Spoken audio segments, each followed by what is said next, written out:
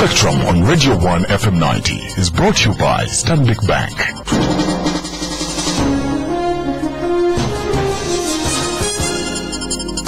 Spectrum wants to hear your views. You can SMS at any time during the show.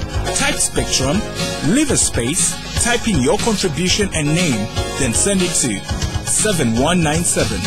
Your views, our interviews on Spectrum, Radio 1 FM 90. A very warm welcome. This is Spectrum on Radio 1. My name is Edmond Chizito, your host. On Spectrum tonight, the lightning disaster that has hit Uganda. What lessons should the country take as far as disaster management is concerned? The number of people who have died due to the deadly lightning strikes that recently occurred in different parts of this country has now reached 31, with the biggest number of casualties being registered from Runyanya Primary School in the new Chiriandongo district. Many people are now wondering what could have caused the lightning strikes, although in some villages many people are associating it with witchcraft and divine punishment. The Meteorology Department issued a statement yesterday giving a scientific explanation, but many people are angered that this department, which is mandated with monitoring and reporting on weather, failed to detect this disaster due to lack of equipment.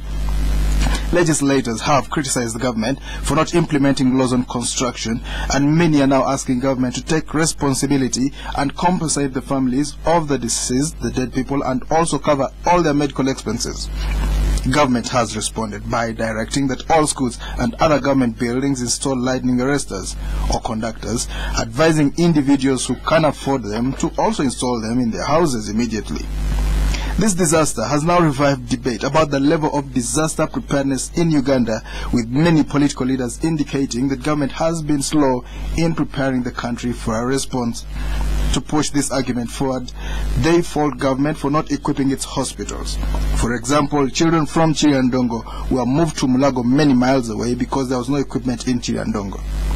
Another issue is they accuse the government of not putting in place a contingency fund to cater for disasters, as well as for lacking a national disaster management policy, among other interventions that are key in modern-day disaster management. So tonight we ask, why is the government slow in addressing the huge gaps in the management of disasters in Uganda? Our guests tonight, Honorable Musa Ichero, State Minister for Disaster Preparedness. You're most welcome, Honorable Minister.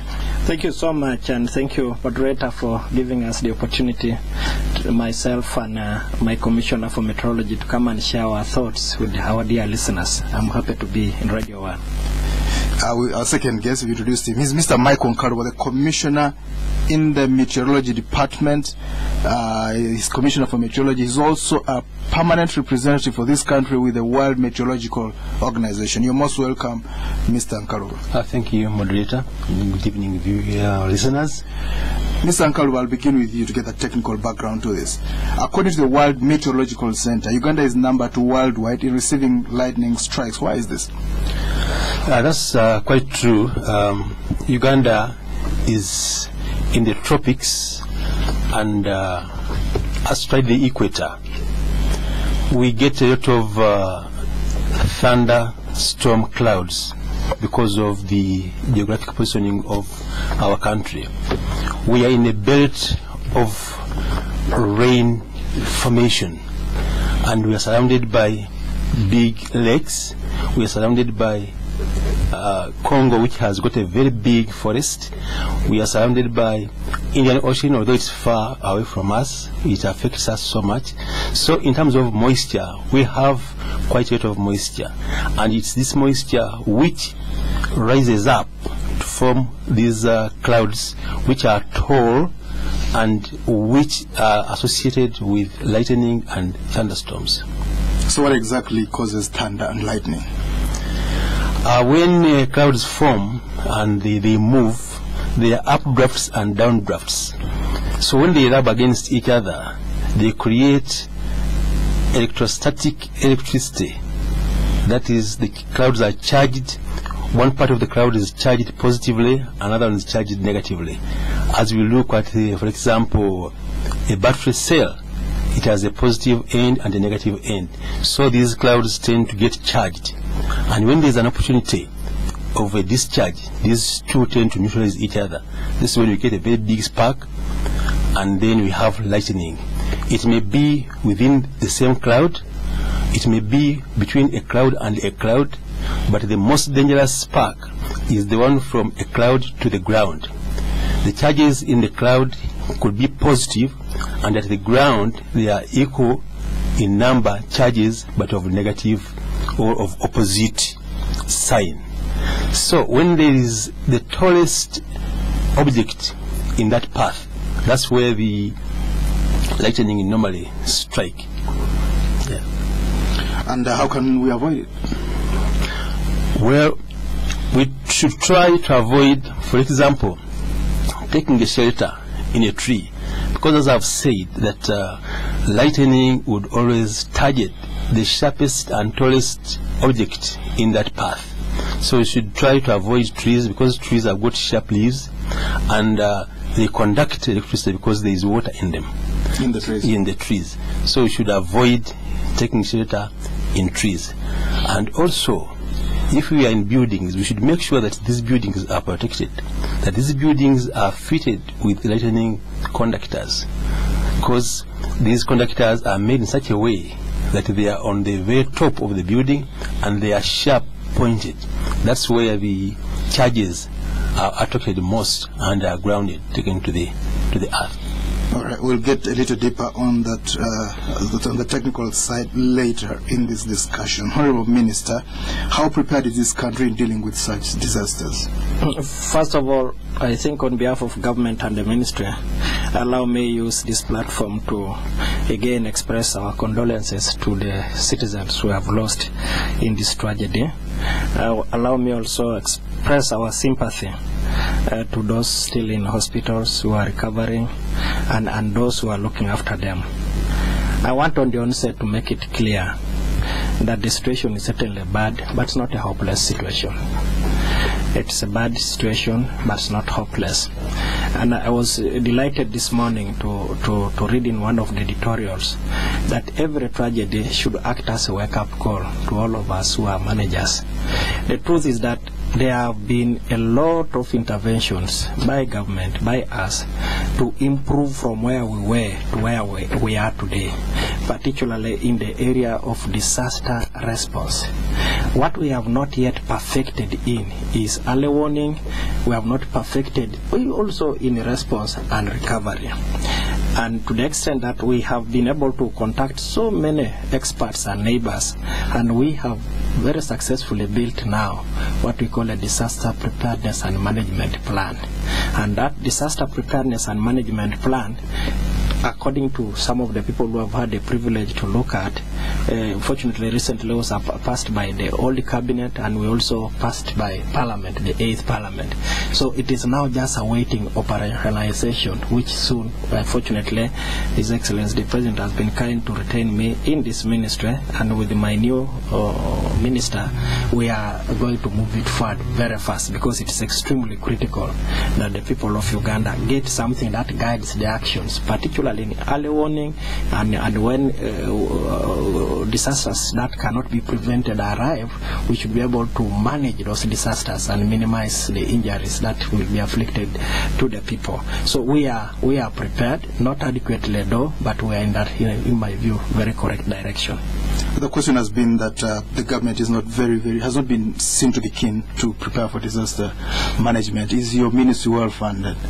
Well funded may not be the word. I think the most important thing, the creation of the ministry in itself, in my view, was a demonstration by government that it appreciates the challenges associated with the disaster management. And remember, we have a minister, we have a minister of state, we have now a team of very, very brilliant Ugandans who are all the time burning their midnight candles, trying to look at what happens in the country and compare what happens in our country with the region and also globally. And I can tell you, up to now, we have been able to identify some of the challenges that have been bottlenecks. We now have, we are moving towards now developing what we call a NECOC, that is the National Emergency Coordinating Center.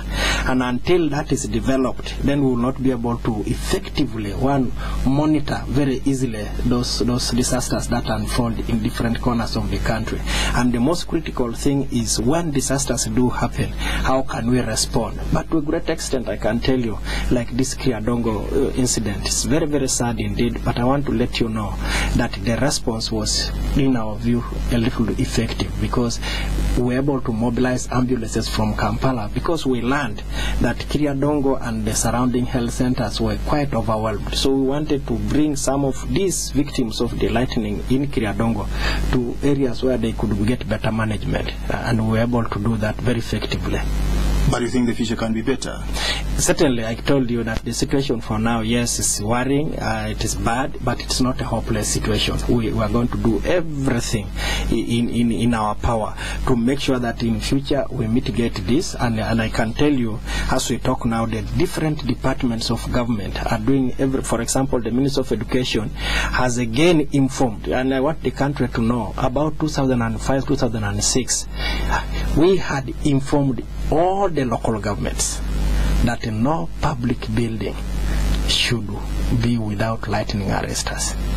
But I think this problem on our side, and also on the side of the local government, we did not include sanctions. If somebody does not, say, like conform, what are the consequences? And apparently that seems to have been the lacuna. Now you realize that we have developed so many structures.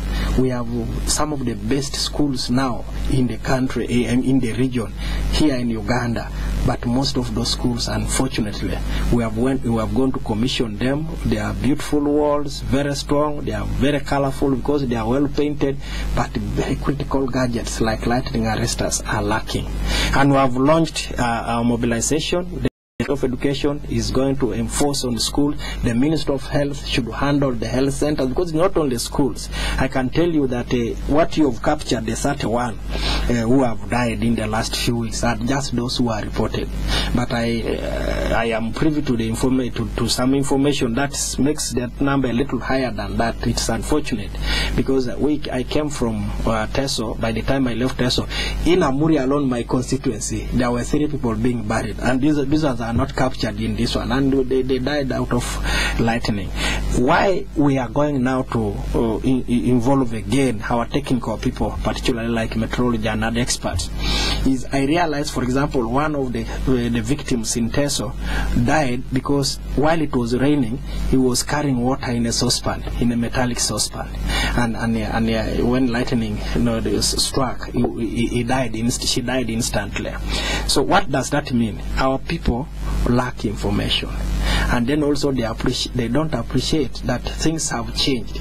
Climate change has come with the real variations in our environment, to the extent that the environment now is extremely erratic, so erratic that our people must also adapt.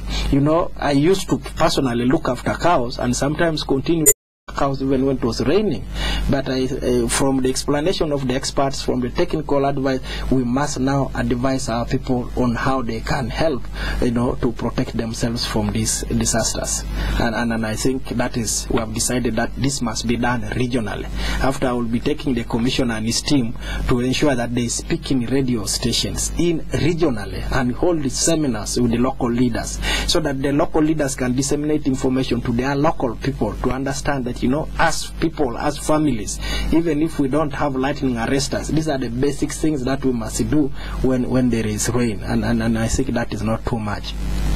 This is from listeners on Radio 1. Tonight, the lightning disaster that has hit Uganda. What lessons should the country take as far as disaster management is concerned? Our guests tonight, Honorable Musa Icheru, State Minister for Disaster Preparedness, and Mr. Michael Nkalubo, Commissioner at Meteorology Department. You'll be able to call in later and ask questions or contribute generally to this discussion. Mr. Nkalubo, you mentioned factors that cause this, but why this year in particular? We've had these factors constant for a long time. Why are we so hard hit now than not before? Yeah, thank you for that question. As the Honorable Minister said, we have issues of climate change and climate variability, and we think that these frequent occurrences of lightning, of floods, of droughts are a manifestation of climate change, including storms like hailstones. Exactly.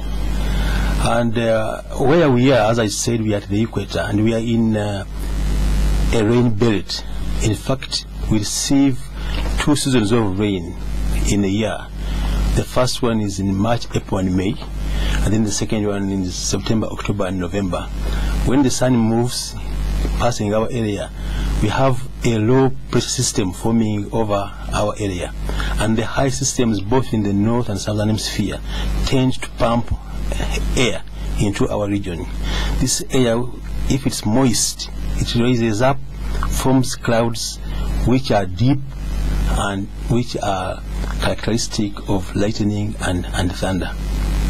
Well, but this is June. We're coming into July. We expect that the sun, normally we get rain in March and September when the sun is overhead at the equator. Right now it's supposed to be overhead at the Tropic of Cancer. Why do we still have this rain, and why is it happening now and not March and September?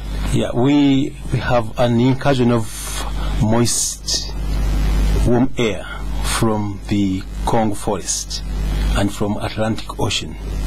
These are coming up, and it's as a result of changes in the seasons. Our seasons have changed. You are correct to say that June, July, and August is generally a dry period for parts of the country in the south of Uganda, although the north receives some rain during June and July. But it's, as I said, could be as a result of climate variability and climate change. All right, causing this. Let's get back to the thunder. When it strikes, the lightning, normally it comes with the thunder. The lightning is the light that comes, and the thunder is the... Explain these two terms to us, for us, before we go further, maybe. Okay. Thunder and lightning, what's the difference? In fact, the difference is lightning is when the charges, or when the clouds now emit the charges to come and be grounded on the earth or on the ground. And that's the light which we see, and that's the most dangerous bit of it. The thunder is a sound which comes because of that. But as you know, light travels very fast and faster than sound. Right. So the sound comes after the lightning. And if you are lucky to be able to see the lightning, then it means that you have survived that lightning. Otherwise, you wouldn't be able to see it, and then you wouldn't be able to hear the thunder. So how do you prevent yourself from the effects of this? Lightning, as I said, tries to attack the highest object in its path. So if you are in a playground and you are the tallest object there, then you are really at risk of being struck by lightning. So it would be advisable that you lie down so that you are at zero potential. You should lie down. You should avoid being taking shelter in tall trees, as I've said. And if you are in the house, you should try to switch off some electrical appliances, because they are also having electricity in them. So this could be interfered by the lightning. Lightning is so fast, and it appears, it can strike anytime with very, very, very high voltages. I say temperatures could be as high as the temperature of the surface of the sun. So, really? Yes. And the volts involved, or the amps involved, are too enormous. Could expect from 1 amp to 20,000 amps. That's a very high electricity, which can kill instantly. In fact, in half of a second, it has already appeared. And maybe the commissioners yesterday, when we were briefing the media, you also indicated that it is possible for, if of course there is poverty still in most parts of the country, but if our citizens were encouraged to wear rubber shoes, like it is the Karimojong winter, so we wear these Toyota. If you are on slippers, if you are on shoes like you're dressed, moderator, the commissioner indicated that it is possible that it can minimize the impact, because you will not be directly stepping on the ground, and therefore even if it strikes, probably it may not be as injurious as if you were barefooted. So these are the kind of messages that we want our people to receive. And then you also indicated yesterday that it is critical for people to not to touch metallic objects, particularly of copper nature, when it is raining and thundering, because most of our people, sometimes you see it like in the bathtubs, the tubs are metallic and they have copper and stuff like that, and when this thing strikes, it will be copper being a very good conductor, and when it finds you touching it, then you become a target.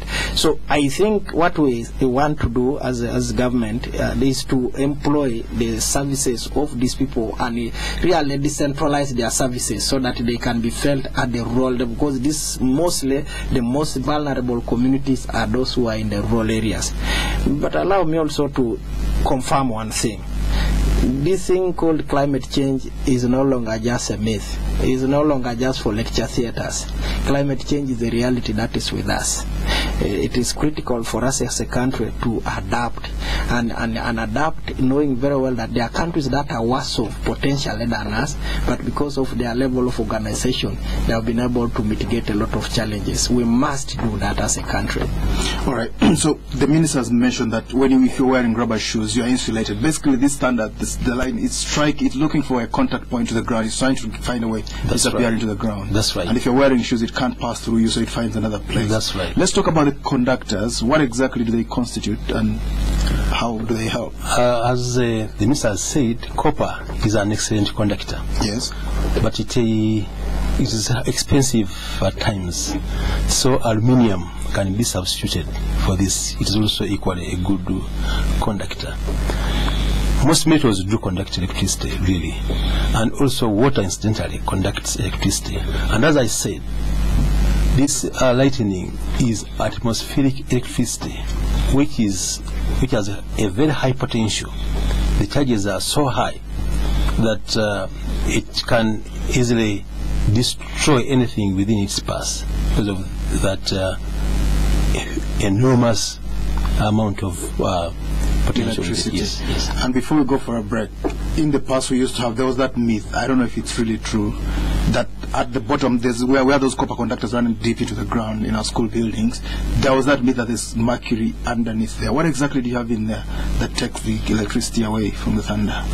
As far as I know, what they put there is charcoal and salt, but not. There's no mercury. No mercury. So if someone finds a copper conductor, they shouldn't say we dig it up because they should dig it up. It's a gold mine. Is it something that made locally? The conductor, can they be made locally, or they have to be imported by someone? I think we have our engineers here. I'm sure they can do it because it's mainly copper and a pointed, again, copper metal on top. Because as I said, these charges will like the sharp point. That's where they would always like to strike.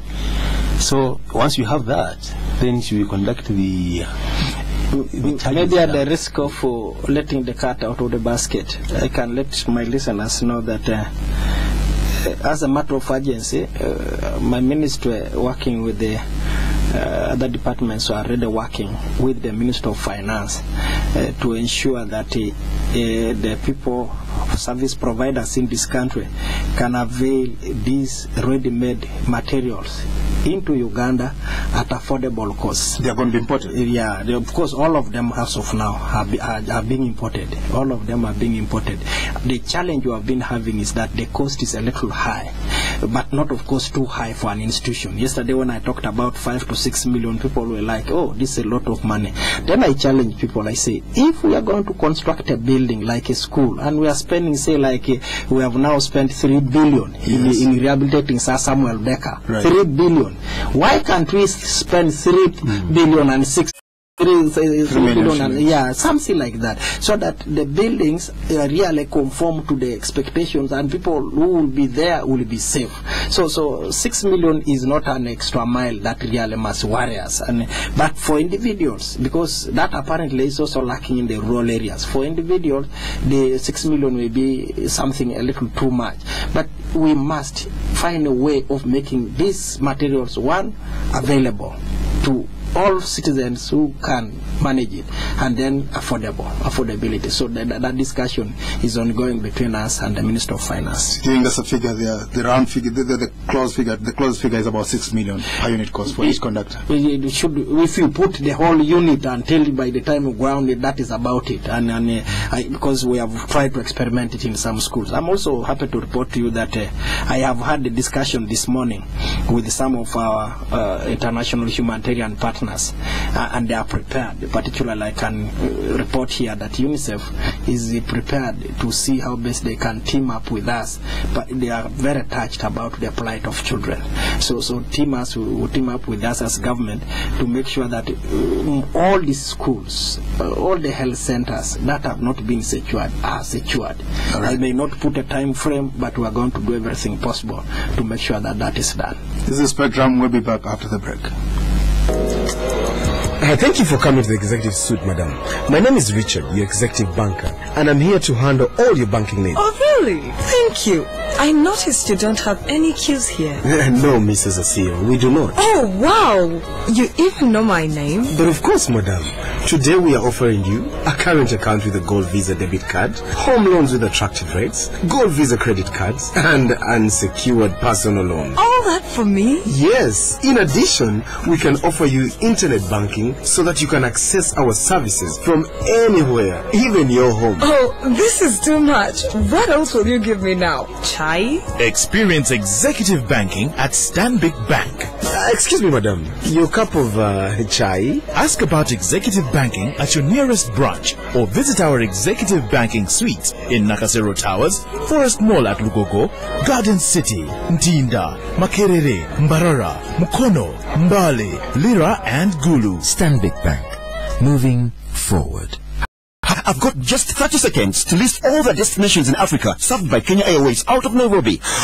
Abidjan, Accra, Addis Ababa, Bujumbura, Cairo, Cotonou, Dakar, Dar es Salaam. He's never going to make it. Kenya Airways covers 70% of all destinations in Africa alone and several more worldwide. If you're starting from Uganda, there is no rush because Kenya Airways operates the most frequencies every day from Entebbe to the hub in Nairobi. So you can pick up any of these connections at your own convenience. Johannesburg, Kigali, Kinshasa, Lagos, Lilongwe, Lusaka, Lubumbashi. Kenya Airways, the pride of Africa. Sebo, time's up. Malabo, Mauritius, Mombasa.